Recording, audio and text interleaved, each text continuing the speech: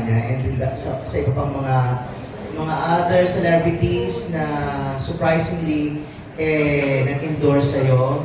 And tinanong mo na ba sila kung ano ang nagbigay sa kanila ng idea? Kasi usually talagang lalapitan ng mga politicians talaga, ng mga tumatakbo, ng mga celebrities. Pero ngayon kami na-surprise na meron palang mga celebrities na nag-endorse talaga ng walang kapalit.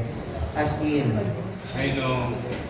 Actually, we have a common friend, no? Si Cora Rodrigo. However, hindi ko alam yung number niya. So I'm asking Cora na baka pwedeng hanapin yung number para personal mapasalamatan ko naman. Or probably maski madali naman lang para personal na thank you sa kanya. Yung mga ibang nakasama ko, no? Sila Priscilla Mejeres, sila Ai. Si Ai nag-motorcade pa nga para sa akin.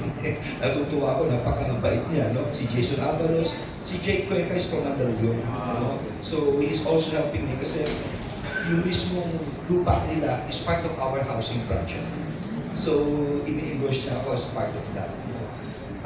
Bea Santiago, nakapagpasalamat na ako sa kanya. Si Kim Rodriguez, salamat din ako sa kanya, nakasama ko sa Big4, no? At marami pang iba.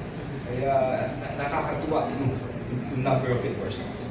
Yung housing project po nung kay Jake Cuenca, nung time ba na wala pa siya sa showbiz or? Tingin ko bata pa siya noon dahil lola niya kausap naman eh. Ang ginawa ng lola niya, kasi may mga matagal ng informal settlers doon. So ang ginagawa ko as mayor, kung makaipon ako ng pera, binibili ko ito. At yung mga nakatira doon, pinapatayuan ko, ito pera lang namin ng 4-story building. Ahatiin ko ngayon, tapos uhulugan nila to in 30 years nang halos walang interest.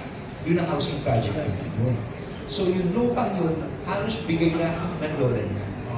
Napakabait ng pamilyang Puerta sa akin. So binigay din po dun sa mga informal? Hindi. Kasi may cost yung pabahain, yung construction. Binigay nila at cost lang halos. Talagang halos nakakamura yung lupa. So ina-add lang namin, nahati namin yun. Andun. Alam ko saan ito? This is the bridge going to Rockwell. So you could just imagine, magkano yung lupang yung mayon. Ganun kapait yung pamilya nila, Jay. Thank you for that news. Nakakatawa ang daming stories. But we needed to ituloy na lang ganito. I'd like to request everyone sa presidential, please stand up for the official photo op. Ito na po. Please stay yung mga guests natin.